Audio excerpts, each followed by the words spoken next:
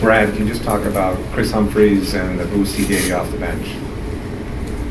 Yeah, so the game was an interesting one because our starters played fantastic at the start of the game and got us out to a huge lead.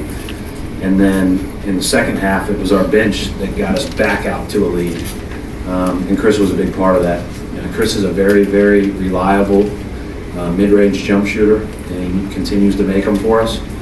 And he got a couple of baskets at the basket, but I thought the great play was, I think he got the run out at the end of the first half where he really sprinted down the sideline to make himself available for Jordan and finished that thing and got knocked down and was a little dinged up, but good enough to keep playing. And he played great all night. He's done a good job for us. And again, I think that speaks to his professionalism too, because this hasn't been always easy for him, but he's always been a pro about everything.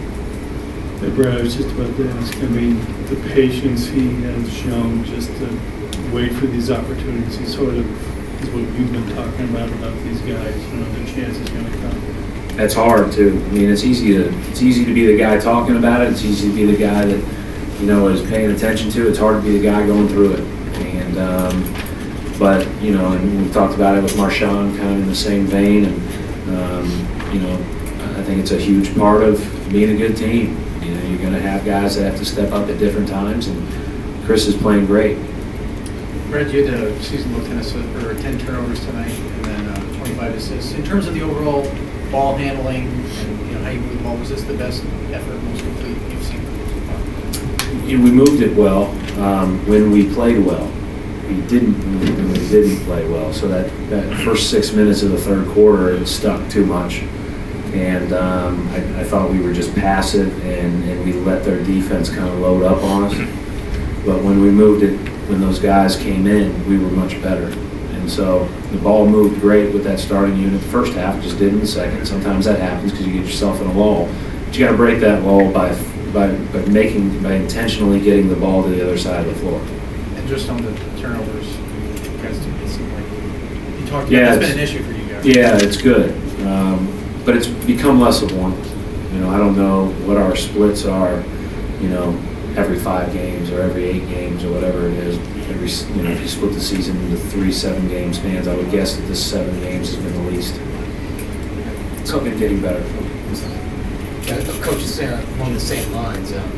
Played so well the first half, but in games, teams make runs. Is that something you kind of talked about a little bit or inferred? Yeah, Coach Adams told me that the first game before the Milwaukee game, Coach Adams told me, and 20-point leads at halftime are hard to hold. And of course, that Milwaukee game, we were up, and we didn't hold it. So we're well aware of that. It's just hard to be a good basketball team for that long. And if Lawson doesn't get hurt and comes back in the game, maybe we have an even closer game. But the best part about tonight was things didn't always go our way, and we responded. And I think that's a huge character trait of a good team, especially one that's been beaten that way earlier in the season. Coach, Brandon Bass this year, he's really doing a lot more of his work in the post. He's kind of adapted. He's tied his career high in assists tonight for the second time in a week. Has he done a lot of things that have surprised you, or are you just asking him to do different things? Well, I think when you're picking and popping a lot, then you will have opportunities if you pop to the middle to get assists on ball reversal, but it's often a hockey assist. And then if you're picking and popping to the baseline, you're probably not getting an assist. And so rolling gives him more opportunities for touch passes or to pass out of the post once he posts. So that's probably accounted for some of his assists, his touches in the post. Maybe the best pass he threw all night was not an assist, but a missed shot to Avery Bradley in the corner right in front of our bench. A little touch pass in transition, really a nice play. But, I don't know that that's the reason he's getting more assists, but we are making a concerted effort to throw the ball into the post, and he is one of the guys we're making a concerted effort to throw it into. He had never really demonstrated that before, at least in Boston. Is that something that you learned about him once you got here? That's a good question, Jay. I think it was one of those things where I knew he was more of a pick and pop guy. And then he made a move in an exhibition game. It was like, whoa, that's athletic, that's powerful, he can go both directions. So we tried to get him in the post ever since.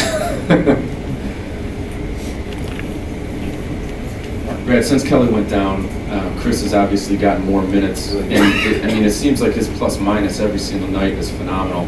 Has he played himself into a role right now that it's going to be tough for you to take him out of that when Kelly does come back?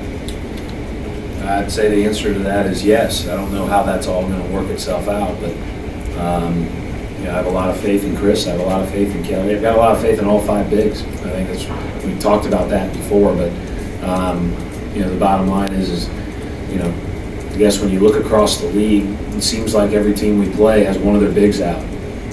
So to have 5 of them that are all really, really complement each other, and knowing that gives you the flexibility of 4 being available on a given night is pretty good. But when we have all 5 available, I don't know how that's going to work itself out. Final question, Jared? Gerald had several assists, especially to Kris on the pick and pop. How crucial is Gerald being a playmaker to keeping the second unit going? I think it's pretty crucial. When you look at teams, you always want 2 playmakers on the floor. If you've got that 3rd guy, you want him to be able to really shoot the ball. In an ideal world, you got all 3 guys that can really put it on the floor and make plays.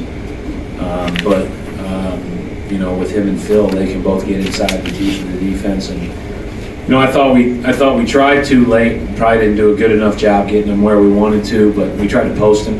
And the post is also a good place for Gerald to pass out of and create from. Thank you, Coach. Thank Thanks. you, folks. Have a good weekend.